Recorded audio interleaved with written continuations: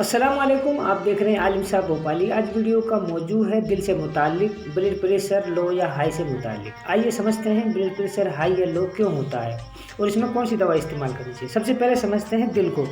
दिल इंसान के बदन के अंदर एक खोल के अंदर होता है।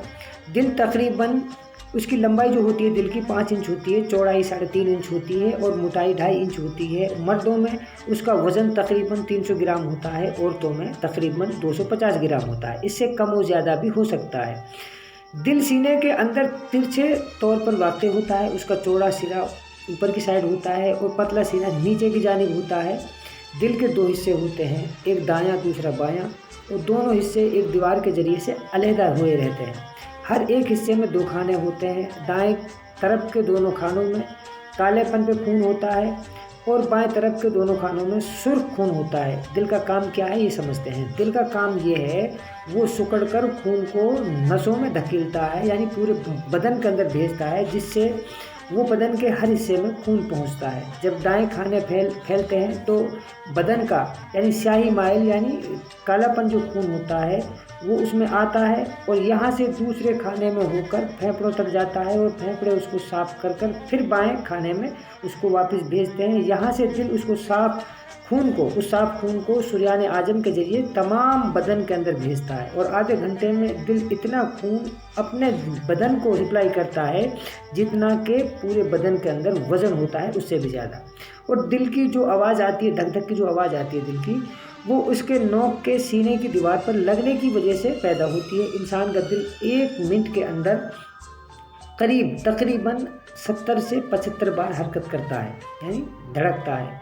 और बच्चा जब पैदा होता है उसके दिल की जो हरकत होती है उस वक्त के अंदर 140 बार फी मिनट होती है। जैसे जैसे उम्र बढ़ती है उसकी हरकत कम होती जाती है। अब आइए समझते हैं ब्लड प्रेशर क्या है। दिल को तमाम बदन में खून पहुंचाने के लिए जो ताकत खर्च करनी पड़ती है, उस ताकत के नतीजे में रगों पर जो दबाव पड़ता है उसको ब्लड प्रेशर कहा जाता है। मिसाल के तौर पे किसी पानी की मोटर से अगर पाइप के ज़रिए से कहीं पानी जब भेजते हैं और उस पानी के दबाव से जो वो पाइप फूलता है उसको प्रेशर कहते हैं।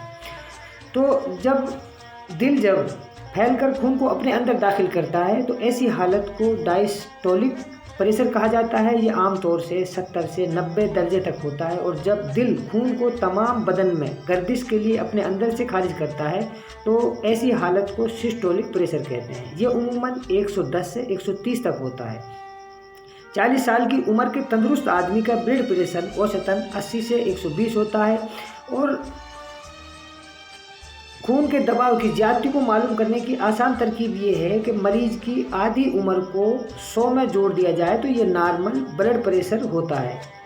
मिसाल के तौर पे अगर किसी की 40 साल की उम्र है और उसकी 20 साल को ख़त्म करके 20 साल को 100 के साथ जोड़ दिया जाए तो वो 120 हो गया। तो 120 उसका नॉर्मल ब्लड प्रेशर है।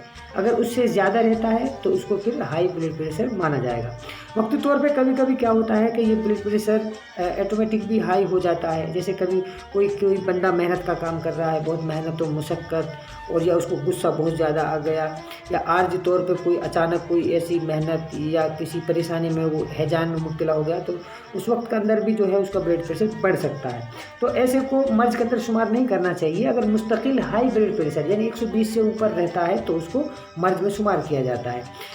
अब मैं आपको बताता हूँ कि वैसे तो हाई ब्लड प्रेशर की बहुत सी दवाएं मार्केट के अंदर मौजूद हैं, लेकिन मैं आपको आज एक ऐसी दवा के बारे में बता रहा हूँ जो आप मेरे हाथ में देख रहे हैं, अर्जिन टेबलेट और माजून कल्ब, जिसको मैंने इस्तेमाल किया है। खुद अपने फैमिली के एक सदस्य के ऊपर मैंने इसको इस्तेमाल किया है, जिनको बार बार जो है हाई ब्लड प्रेशर होता था, कभी 2 दिन में कभी 4 दिन में, वो बार बार उसको डॉक्टर के पास लेके जाना पड़ता था या डॉक्टर को घर पर बुलाकर उसके इंजेक्शन वगैरह करना पड़ता था।